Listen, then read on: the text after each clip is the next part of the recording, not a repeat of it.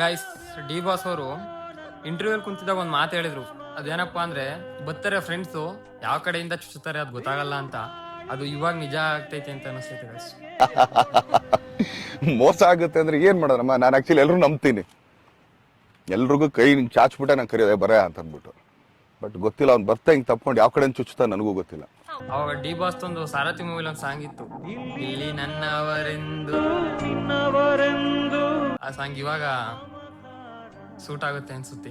ಯಾಕೆಂದ್ರೆ ಅವ್ರ ಲೈಫಲ್ಲಿ ಆಗ್ತಿರೋದು, ಅವ್ರ ಜೀವನದಲ್ಲಿ ಆಗ್ತಿರೋದು ನೋಡಿದ್ರೆ ನಿಜವಾಗ್ಲೂ ಆದಷ್ಟು ಬೇಗ ಡಿ ಬಾಸ್ ಅವರು ಆಚೆ ಬರಲಿ ಅಂತ ಡಿ ಬಾಸ್ ಫ್ಯಾನ್ಸ್ ಕಡೆಯಿಂದ ಅರ್ಸನ.